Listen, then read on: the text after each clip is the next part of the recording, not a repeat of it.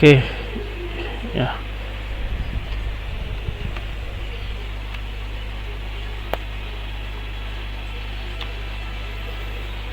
Di minggu 4 ya, yang akan dibahas di pencegahan dan penanggulangan kebakaran gitu ya. Nah, itu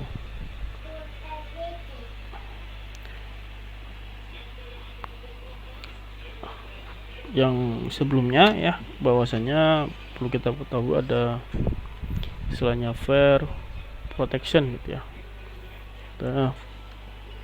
Perlindungan terhadap api gitu ya. Dimana di sini ada istilahnya fire prevention atau pencegahan, dan ada fire repression atau pemadaman gitu ya. Kemudian ada fire evacuation atau evakuasi ya. Ini semuanya semua dikarenakan api gitu ya. Lanjut, sistem pengendalian kebakaran, bahwasanya ada penyebab pertamanya, ada sumber api. Sumber api ini sumber api bisa kita lakukan pencegahan itu ya, mencegah penyalaannya gitu, dengan cara ada peraturan maka kita taati gitu ya. Kemudian ada juga disiplin gitu ya, jadi kita disiplin tentunya gitu ya pada saat bekerja dan lain sebagainya gitu ya. Kemudian organisasi gitu ya, organisasi juga begitu. Di dalam organisasi ada peringatan gitu ya, ada aturan gitu ya di dalamnya, dan ada briefing gitu ya. Nah, di dalam organisasi kemudian ada teguran di dalamnya dan sebagainya. Nah, inilah yang bisa menyebabkan pencegahan penyalaan dari sumber api. Lanjut, ada api tumbuh gitu ya. Api tumbuh itu ada dua macam gitu ya. Api tumbuh itu ada pemadaman tahap dini dan mencegah api tumbuh. Pertama ada pemadaman tahap dini gitu ya. Tahap dini berarti ya sudah sudah mulai tumbuh, cuman belum besar gitu ya. Maka udah mulai menyala api gitu ya, maka bisa kita lakukan mendeteksi gitu ya, deteksi. Dan ada sarana apa yang akan kita bahas ya, dan ada sarana APAR ya. Kemudian ada sistem hidran, kemudian ada fixed system gitu ya. Selanjutnya untuk api tumbuh, berikut ada mencegah api tumbuh gitu ya. Setelah pemadaman tahap dini ini untuk meredakan api ya. Tahap awal, kemudian ada mencegah api tumbuh, di situ ada dengan cara membatasi bahan api. Kemudian bahan non combustible gitu ya, ada kompartmentalisasi gitu ya, ada dinding menahan api. Jadi sama seperti ruangan ya, ruangan atau dinding itu ada sekat-sekatnya, ada dindingnya, pembatasnya. Kemudian ruangan memang kalau digunakan khusus untuk bahan mudah terbakar ya, maka ruangannya itu akan dibuat tidak seperti ruangan biasa gitu ya. Jadi tidak boleh ada bahan yang mudah terbakar gitu ya. Kemudian nanti biasanya ruangannya itu dindingnya ya itu dibuat dari bahan yang sulit terbakar gitu ya, tidak mudah terbakar gitu ya. Kemudian bisa titik bakarnya lebih tinggi gitu ya. Kemudian selanjutnya ada api tumbuh dan membesar gitu ya. Nah, setelah api tumbuh ada kondisi api tumbuh dan membesar. Di situ ada kontrol asap, ada evakuasi. Di mana kontrol asap ini ada sarana kontrol asap, ada smoke fan, ada tata udara. Jadi biasanya ada istilahnya sensor ya di dalam ruangan. Kalau udah api membakar itu ya pasti mengeluarkan asap ya, tetapi seberapa besar dulu apinya gitu ya. Ini kalau udah asap ke atas gitu ya, ada ke atas, kemudian maka akan ada pendeteksi tadi ya, ada detektor asap gitu ya. Kemudian tentu kalau sudah ada peringatan gitu ya, ada kontrol asap gitu ya, apakah asapnya tadi apa, smoke fan sama tata udara ini biasanya apa, dia bisa dialirkan sebenarnya ya di dalam ruangan gitu ya. Kenapa? Karena asapnya juga berbahaya gitu ya, bisa memenuhi paru-paru dan sebagainya gitu ya, orang nggak bisa bernafas dan sebagainya gitu ya. Sehingga ada istilahnya sarana kontrol asap, kemudian ada ventilasi udara yang digunakan untuk menetralkan ya, sebenarnya untuk menetralkan ruangan dari asap. Lanjut evakuasi. Evakuasi ini ada organisasi, SOP, latihan, sarana dan lain-lain. Ini biasanya bisa diajarkan ya pada waktu evakuasi, ada latihannya gitu ya, ada aturan yang bisa disampaikan, ada briefing gitu ya. Biasanya kalau ada acara kegiatan itu biasanya ada briefing gitu ya. Mungkin kemudian ada acara di tempat yang baru gitu ya, misalkan di acara di hotel dan sebagainya, biasanya ada briefing sebentar gitu ya untuk jalur evakuasi dan sebagainya. Kemudian kalau latihan biasanya di tempat bekerja ya, kadang kalau dievakuasi itu ada pelatihan atau ada latihan berapa bulan sekali gitu ya, itu ada cara untuk melakukan evakuasi gitu ya. Kemudian sarana tentu ya, ini juga fasilitas juga ya yang ada di dalam ruangan, di dalam gedung. Jadi evakuasinya lewat mana gitu ya, apakah lewat tangga darurat dan sebagainya, lewat tangga yang mana gitu ya, harus berhati-hati seperti apa gitu ya. Itu yang harus dipahami. Lanjut ada kondisi berbahaya ya. Kelima tadi ya. Kelima tadi kalau sudah bisa teratasi atau sudah disampaikan, berarti ada istilahnya kondisi aman kebakaran gitu ya. Oke, api dan kelas kebakaran. Ini apakah yang dimaksud dengan kebakaran gitu ya, adalah api yang tak terkendalikan gitu ya. Tadi kalau misalkan Anda cuma bakar-bakar buat makan, untuk berkemah gitu ya, ini bukan kebakaran istilahnya gitu ya. Yang dikatakan kebakaran ya apinya tidak bisa dikendalikan, sudah susah untuk dimatikan. Kemudian hubungan api dengan bahan gitu ya. Jadi ada yang menyebabkan kebakaran, apakah bendanya dia benda padat ya yang mudah terbakar, ada benda cair gitu, ataupun bisa gas. Itu adalah hubungan api dengan bahan. Selanjutnya ada segitiga api atau triangle of combustion gitu ya, dan fire tetrahedron, dan hal yang mendukung penyebaran api, dan jenis dan klasifikasi kebakaran. Penyebab kebakaran, terbatasnya keterangan dan pengetahuan tentang kebakaran ya, ini nggak tahu apa-apa gitu ya, orang baru datang misalkan di ruang atau orang magang gitu ya, terus belum pernah dikasih briefing, belum pernah diberi pengetahuan gitu ya, ini berbahaya ya, jadi harus diarahkan gitu ya. Kemudian kelalaian manusia ya, ini tidak konsentrasi, tidak fokus gitu ya, bercanda terus gitu ya, human error gitu istilahnya ya, sehingga disebut dengan kelalaian manusia. Dan kesengajaan, ini juga bisa ya, sengaja atau bercanda bisa juga ya, atau sengaja memang berusaha niatnya merugikan, itu seperti itu bisa. Dan lainnya bisa seperti alam gitu ya, kebakaran hutan dan sebagainya, itu juga bisa. Akibat kebakaran ya tentu bisa menyebabkan kerugian harta benda, korban jiwa atau cacat, kerugian atau kehilangan usaha, ekonomi, sosial. Ini kalau tempat Anda bekerja atau tempat usaha UMKM gitu, kok kebakaran tanpa ada asuransi ya pasti menyebabkan kerugian ya.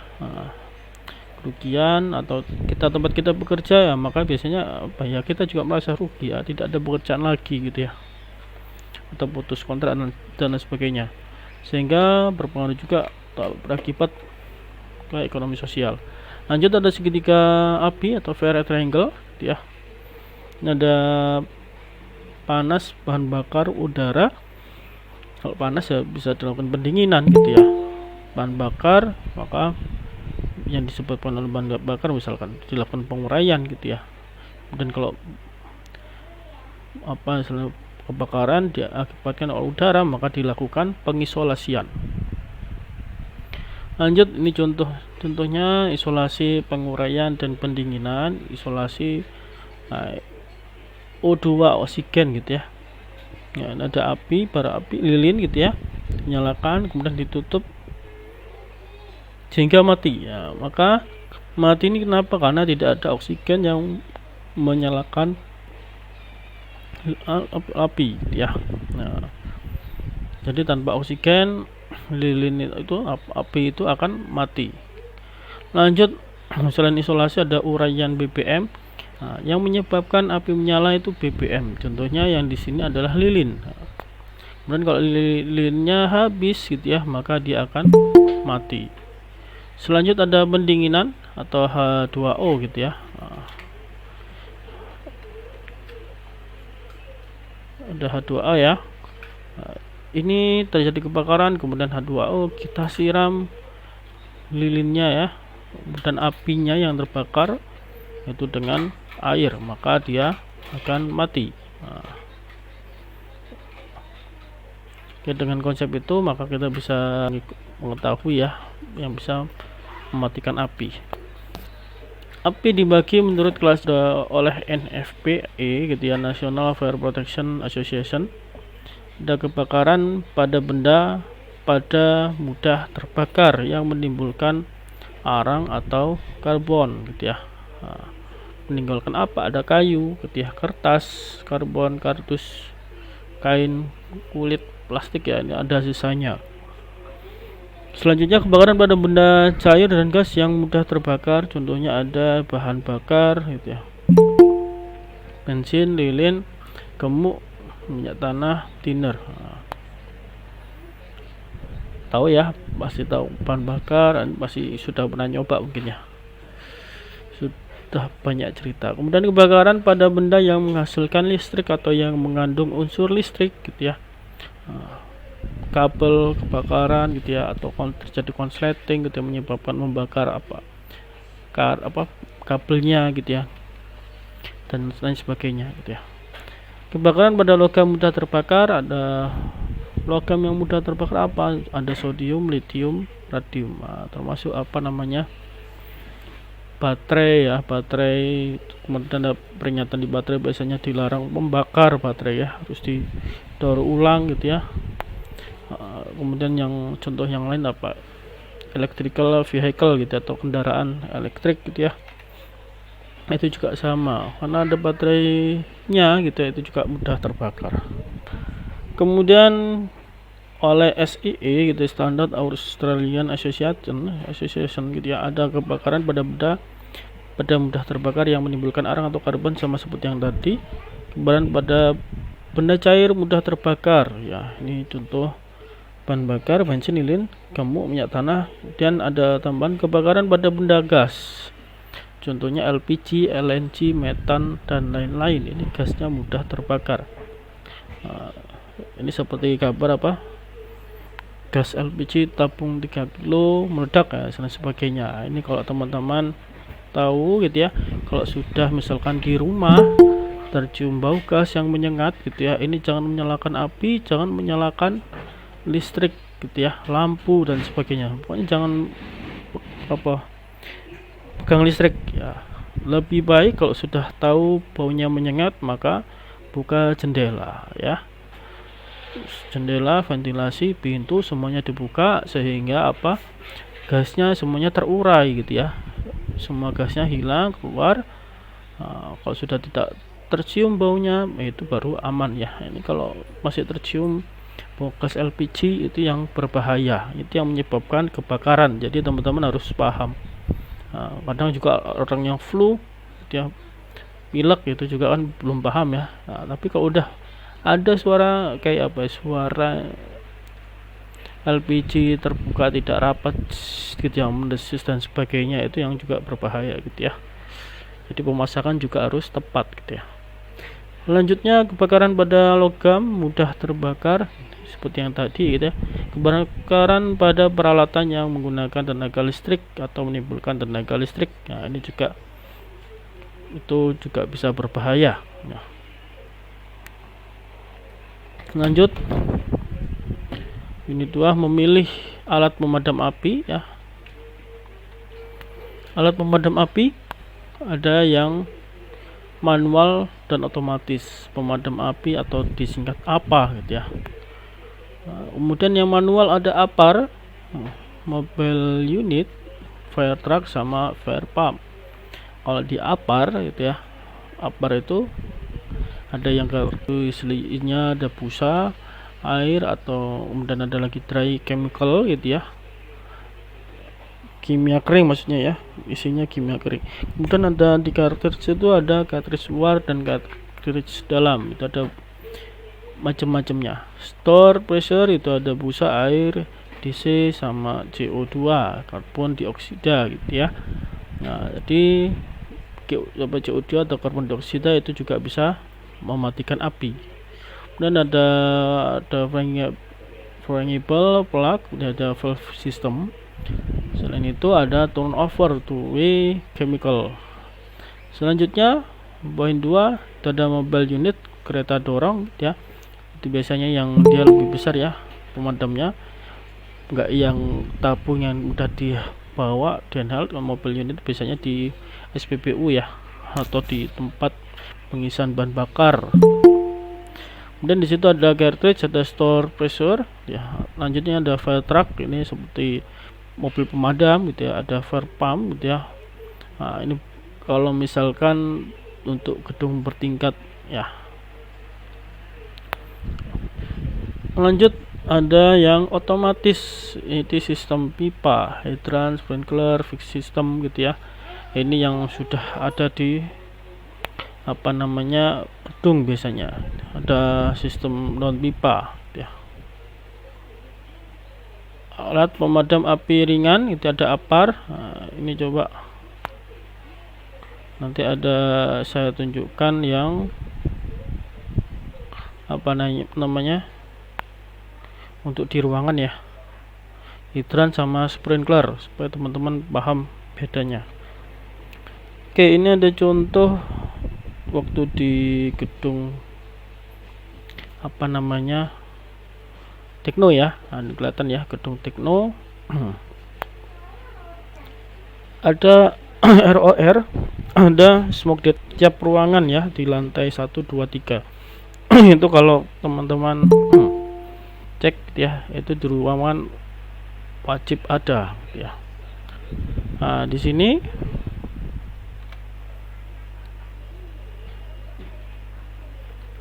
ada dananya, kemudian ada smoke detector, modelnya kayak gitu ya. Ada ROR atau rate of rise heat detector ya, jadi pendeteksi panas ya. ROR itu smoke detector, ini untuk mendeteksi bedanya nanti kelihatan kalau yang smoke itu ada warna ada lubangnya gitu ya, jadi untuk sensor asap. Kemudian gambar lanjutnya ini ada hidran, panel hidran ya. Itu di Tekno, kiri kanan ya, ada 2. Kemudian ini contoh pengujian untuk hidran ya.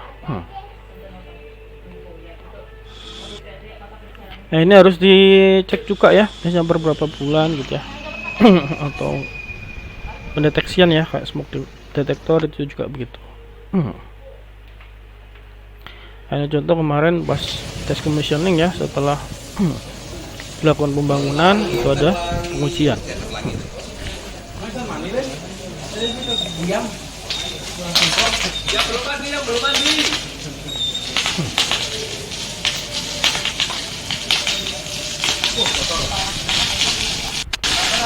Oke, selanjutnya Ini ada uji sprinkler ya. Nah, sprinkler ini yang dinamakan sprinkler. Dia biasanya di atas di dalam tiap ruangan ada sprinkler di atas ya. Sistemnya nanti kalau sprinkler ini kena panas ya, penahannya akan pecah gitu ya, dan airnya akan keluar. Ini jangan main-main ini ya, nanti bisa rusak semua kalau elektronik dan bahan yang lain ya. Coba ini contoh pengujian. Nah, ini sudah dikasih api tadi ya, nanti akan pecah. Nah, nanti gambar lebih jelasnya ada nanti ya. Itu sprinkler, hidran gitu ya, sama fixed system ya. Fixed system nggak ada di situ ya. Lanjut apa alat ya, alat pemadam ringan, api ringan. Alat pemadam api berbentuk tabung yang mudah dioperasikan ya, jadi mudah dihandle, dipegang, dibawa gitu ya, maksudnya oleh satu orang dan mudah dijinjing gitu ya. Apar ditujukan untuk memadamkan api awal kecil pada mula terjadi gitu ya. Kemudian berat apar sekitar 1 kilo sampai 16 kilo itu ya, kalau yang kecil yang mudah dijinjing itu ya nggak besar ya, 3 kiloan gitu ya. Dan sampai yang 16 kilo yang memadam lebih berat dari 16 kilo disebut alat pemadam api mobile atau unit ini, atau kereta dorong yang bisa di stasiun pengisian bahan bakar ya. Lanjut, jenis atau media apar. Nah, itu ada air, CO2 atau karbon dioksida tadi ya, ada chemical dry chemical gitu ya, atau kimia kering, ada busa, ada halon 1211. Kemudian ada apar dan bagiannya ya, itu ada safety pin atau kunci pengaman gitu ya, ada hose atau selangnya, ada nozzle atau corong, dan ada lever atau tuas, ada pressure gauge ya atau indikator tekanan, kemudian ada label informasi pengguna, ada level expirednya gitu ya, ada label isinya apa gitu ya, atau peringatannya, silinder atau tabungnya. Kemudian apar dan jenis atau media, maka kita harus mengenali ya cocoknya untuk apa. Cocok untuk kebakaran itu ada tipe A, B, C, E gitu ya. Nah, misalkan Anda punya yang air gitu ya, air ini cocok untuk yang kayu, kertas, kain, plastik, sampah dan lain-lain gitu ya. Tidak cocok untuk bahan cair yang mudah terbakar gitu ya, cair mudah terbakar, kemudian bahan gas, LPG, LNG, peralatan yang bermuatan listrik gitu ya. Kemudian untuk kendaraan bermotor ini yang interior ya, itu cocok. Kemudian lainnya ada yang busa ini cocok untuk kayu, kertas, kain, listrik, sampah dan lain-lain, dan bahan cair yang mudah terbakar, yang tak larut. Kemudian bahan cair yang mudah terbakar yang larut di air gitu ya, aseton, alkohol dan lain-lain, ini busanya busa khusus ya. Kemudian cocok lagi untuk yang interior dan mesin ya, di kendaraan bermotor. Dan karbon dioksida dia cocoknya untuk yang bahan cair yang mudah terbakar, yang tak larut. Bahan cair yang mudah terbakar yang larut di air, contohnya ada aseton, alkohol dan lain-lain. Dan bahan gas, LPG atau LNG, peralatan yang bermuatan listrik, dan kendaraan bermotor.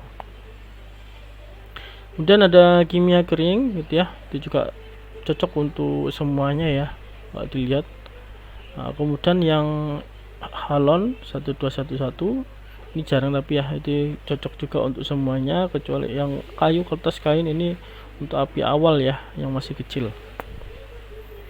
Kemudian penempatan apar yang tepat guna gitu ya, maka apar itu harus diletakkan di tempat yang mudah terlihat, kemudian mudah terjangkau gitu ya, tersebar, tidak berkumpul gitu ya, kemudian tidak terkunci, kemudian ada sesuai situasi kondisi gitu ya. Kemudian ada sistem dalam APAR, ada sistem turnover gitu ya.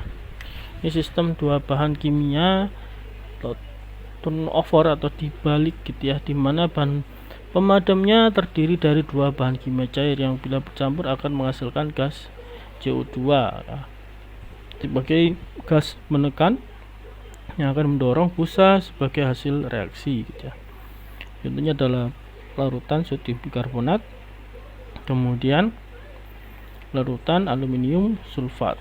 Nah, ini seperti ini, dia akan terdorong ya sampai ke selang gitu ya, dan seterusnya. Sistem cartridge di mana bahan pemadamnya terpisah ya, dengan gas pemenekan atau cartridge. Gas penekannya adalah CO2, ini gasnya ya. CO2 ada O2 sisanya ya. Ada jarum penusuk per, ini kalau dilepas kuncinya tekan gitu ya, kemudian mendorong gitu ya. Nah, di sini ada pipa outlet serbuk, kemudian ada serbuk dry chemicalnya, kemudian ada pipa outlet CO2, kemudian ada membran timah di dalam sini, terdorong dan dia akan keluar. Sistem cartridge. Sistem store pressure atau valve itu sistem dimana gas penekannya dikempakkan ke dalam tabung berisi bahan pemadam. Ini ada lever, ada valve system, dry N2, spring, ada chemical ya, seperti biasa, sama seperti tadi ada nozzle. Penggunaan APAR ya, ini cara menggunakan APAR. Maka ada pengunci yang perlu dibuka terlebih dahulu dan arahkan semprotan ke dasar sumber api. Nah, kemudian bisa dites gitu ya. Kemudian pergunakan secara tegak ya, seperti ini, tegak, biar nozzle-nya atau dia kalau datar bisa keluar dengan sempurna gitu ya. Tekan genggaman. Nah, kemudian jika di area terbuka ya, jangan melawan arah angin. Nah, nanti ada contoh videonya. Nah, kemudian APAR cepat, aman, dan tepat, istilahnya CAT ya. Ini jarak jangan terlalu dekat gitu ya, ini terlalu dekat ya, salah gitu ya. Takutnya apa, tiba-tiba ada angin mendorong api kemudian mengenai Anda gitu ya. Kemudian ikuti arah angin di sana ya, berarti di sini Anda jangan melawan gitu ya. Nah, ini melawan arah angin, nah ini maka Anda akan terkena asap. Nah, kalau terkena asap nggak bisa bernafas gitu ya. Nah, asap api dan terkena apinya. Kemudian sudutnya kurang lebih ya 30 derajat sampai 60 derajat. Kemudian jangan ke lidah api ya, percuma gitu ya, tapi ke sumber dasar apinya karena dia dari bawah gitu ya. Langkah tindak ini untuk perawatan APAR, ada perawatan pemisahan ya, membuka bagian APAR, pemeriksaan bagian APAR, pembersihan bagian yang kotor, memasang kembali, pengisian ulang, penekanan ulang bila perlu, kemudian hidrostatik tes. Jadi APAR itu nanti harus dicek per beberapa bulan, ada expirednya ya. Dan ada perawatan rutin, sebuah label dan catatan servis dipakai untuk mencatat tanggal dan para pemeriksa. Segel dan indikator pemutus dipakai dari bahan kawat halus atau plastik halus yang mudah putus. Dan pemeriksaan secara rutin apakah kelengkapan pada APAR ada dan lengkap gitu. Seperti kunci pengaman, indikator disk dan label bentuk selang, apakah penunjuk tekanan oke, kemudian apakah tabung tidak korosi atau korosif gitu ya. Korosi biasanya nggak bisa. Oke, kita lanjut ya ke videonya. Kalau Anda cek itu juga sudah ada di learning ya sebenarnya. Nah, ini contoh. Nah, ini contoh gambar sprinkler dulu ya.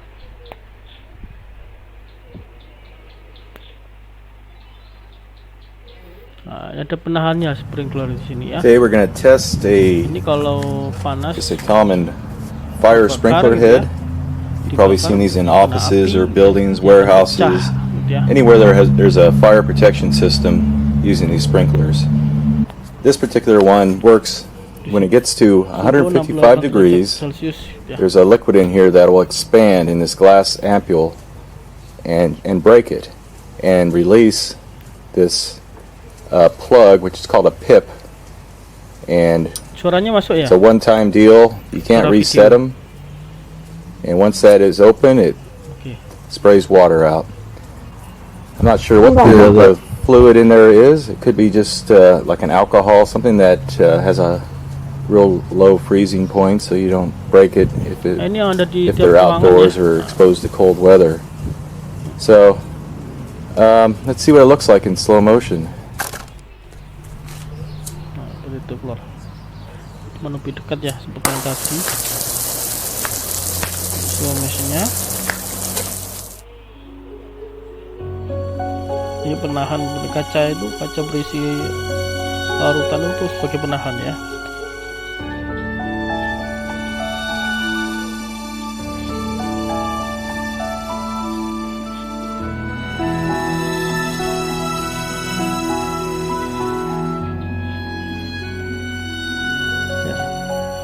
Nah, itu jadi penahannya kalau udah pecah terdorong ya.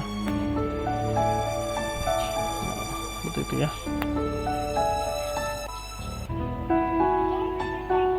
Oke. Lanjut memadamkan api. Nanti ada penjelasannya ya. Dengan kain atau apa ya.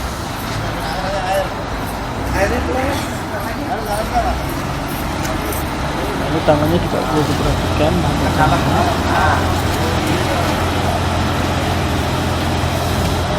Kita pakai untuk basah ya.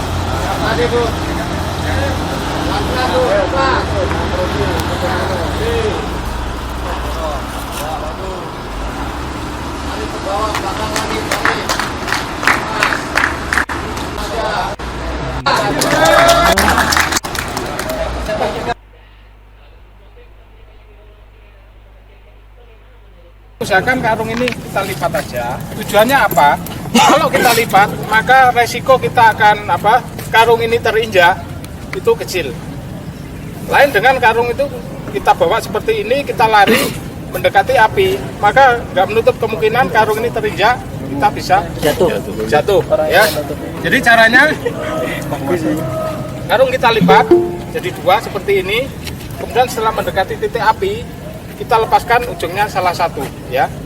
Kemudian cara memegangnya, perhatikan dari samping, bukan dari atas ini ya, tapi dari samping, jempol di depan seperti ini, kemudian 4 jari di belakang, seperti ini. Setelah dalam posisi seperti ini kita tinggal putar, kita tegakkan. Nah, kenapa seperti ini? Ini untuk mengamankan, menutup tangan kita. Jadi tangan misalkan jangan membuka, tapi rapatkan. Jadi kita terlindung. Setelah posisi seperti ini, kita mau menutup api, kita jangan lupa perhatikan arah angin juga. Jadi kita ngikuti arah angin. Ini ambil contoh, angin ke arah sana, saya dari sini buat simpul seperti ini. Setelah tertutup, kita langsung mendekat ke sumber api. Dan pada saat seperti ini, kita jangan sekali-kali mencoba melihat api dari atas ini, karena api sudah ada di sini. Nah, ini bisa hidupnya hilang ya. Jadi seperti ini, kalau kita mau melihat, memastikan kita sudah dekat atau tidak, kita lihat dari samping ya. Karung kita geser ke samping seperti ini. Dan ambil posisi kuda-kuda. Satu kaki depan, satu kaki di belakang. Karena menghindari resiko kita terjungkal ke depan. Setelah posisi seperti ini, usahakan karung tidak terlalu ke bawah atau ke atas. Kita lihat dari samping, kita sudah ada di tengah seperti ini, cukup. Api gede, tenang aja, kita nggak usah takut. Mendekat aja seperti ini, bergerak terus ke depan sambil kita tutupkan. Setelah tertutup seperti ini, maka dengan sendirinya oksigen terputus, maka api padam. Dan nanti misalnya didapati pada saat menutup ada yang terbuka seperti ini, jangan sekali-kali kita angkat, kita rapatkan. Pada saat kita angkat seperti ini, maka oksigen masuk, api akan semakin membesar. Misalnya seperti ini, kita ambil lagi satu karung, kita tutupkan pada lubang yang terbuka.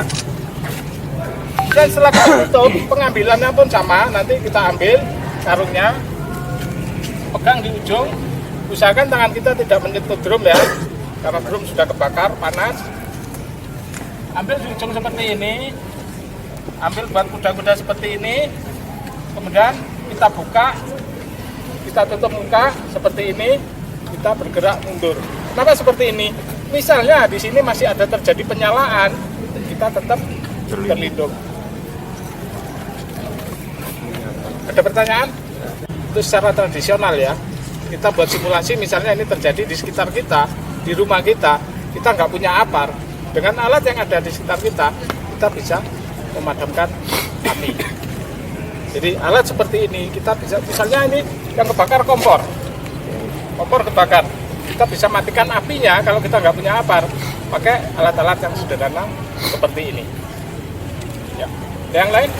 Kalau tadi listrik pakai kain basah kan? Listrik pakai kain basah bisa. Misalnya yang pertama matikan dulu arusnya, sumbernya dulu ya. Kalau kita nggak bisa matikan sumbernya, bisa pakai kain basah, cuman kita harus pakai kayu, ya, pakai kayu yang kering, kita tutupkan pada instalasi yang kebakar. Kalau kita tidak bisa matikan sumbernya, sambil kita hubungi PLN untuk segera datang memutus aliran. Masih ada pertanyaan? Kita langsung coba ya. Nyala api akan di. Dua, tiga. Namanya. Maju aja.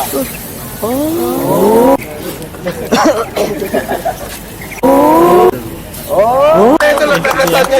Oke, penanya siapa yang Boleh, Pak. Harganya mending dititipin di sana, Mas. Oh iya. Itu musuhnya berharga. Ini nggak berharga nih. Nggak berharga ini. Maju aja kamu. Bukan saya Video bro. Oh jangan di.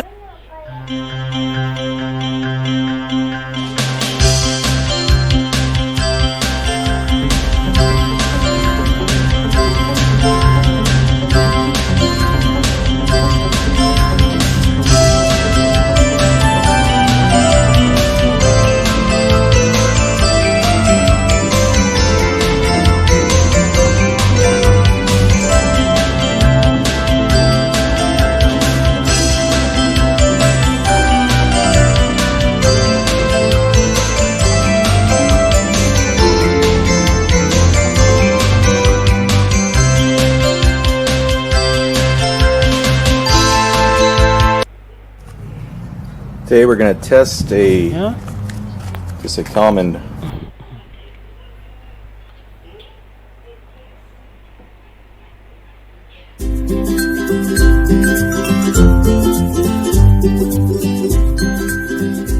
Halo, apa kabar semua? Pada kesempatan ini, saya akan menjelaskan tentang cara penggunaan alat pemadam api ringan yang kita singkat sebagai APAR. Tapi sebelumnya, saya akan menginformasikan 7 kode darurat yang berlaku di RSCM.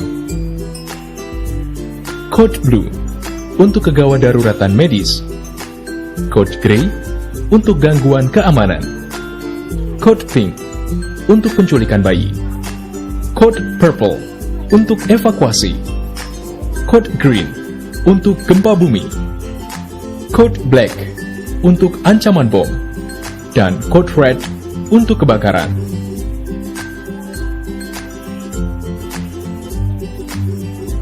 APAR memiliki beberapa bagian.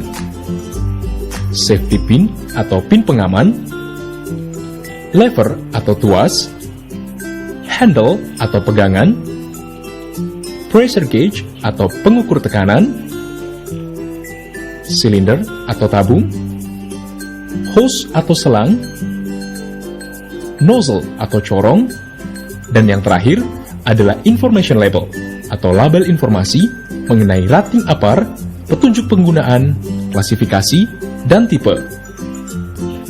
Label informasi menunjukkan bahwa APAR memiliki tipe yang berbeda-beda, yakni water, foam, dry chemicals, carbon dioxide, dan clean agent.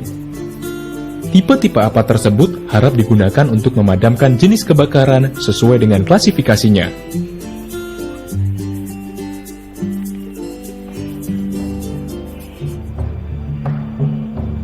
Saat terjadi kebakaran, pastikan klasifikasi sumber api. Kemudian, segeralah menuju lokasi penyimpanan APAR yang sesuai.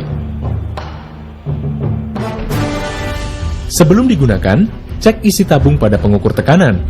Pastikan jarum petunjuk ada pada posisi hijau. Catatan penting bagi para penanggung jawab APAR untuk selalu merawat dan mengisi ulang sehingga siap digunakan setiap saat. Tadi yang Letakkan APAR sejajar dengan tubuh. Ini harus sesuai Hindari ya labelnya, yang untuk memadamnya jenis apa gitu ya, sesuai kode tadi ya. Nah, kemudian kalau yang ini saja yang terkena ya, jadi ini saja yang disemprot ya, jangan nanti semuanya disemprot, karena kadang bahan kimia itu berbahaya untuk perangkat kita ya, buat teman-teman yang di lab, di studio gitu ya. Nanti kalau komputer atau elektronik lainnya yang kena itu bisa merusak kadang merusak, malah rugi, malah kita nanti nggak bisa kerja selanjutnya. Jadi yang terkena aja yang kita semprot gitu ya. Karena biayanya mahal juga ya kalau perangkat kita rusak gitu ya. Lanjut, kemudian kondisi ya, ini seperti ini tidak boleh di atas tepat ya, di atas kepala di atas ini tidak boleh ya. Kenapa? Karena kita tubuh. melakukan uji tes. Hindari posisi kepala di atasnya.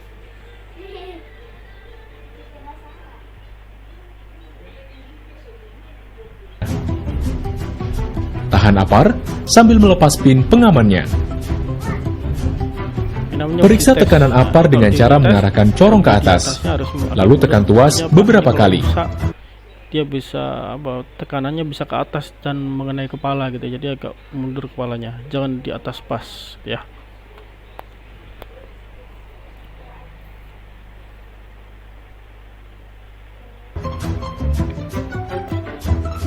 Setelah memastikan semua berfungsi dengan baik, angkat tabung APAR dengan menggenggam pegangannya. Untuk menghindari isi tabung keluar dengan tidak sengaja, jangan membawa APAR dengan posisi tangan menggenggam tuasnya. Sampai di lokasi kebakaran, ambillah jarak dari sumber api kurang lebih 2-3 meter. Apabila terjadi di luar ruangan, pastikan posisi kita tidak berlawanan dengan arah angin. Angkat tabung APAR dan arahkan corong ke sumber api. Lepaskan isi tabung dengan menekan tuasnya. Kemudian, kibaskan corong untuk mengatur arah semburannya hingga merata. Setelah api berhasil dipadamkan, masukkan kembali pin pengaman tuas. Lalu, simpan APAR pada tempatnya. Secara singkat, penggunaan APAR dikenal dengan istilah PES, yaitu pull, tarik pin pengaman tuas; aim, arahkan corong ke sumber api; squeeze, tekan tuas untuk mengeluarkan isi tabung; sweep, sapukan secara merata hingga api padam. Demikianlah langkah-langkah dalam menggunakan APAR. Semoga informasi ini bagi sampai bertemu. Dan ada penjelasannya udah lengkap.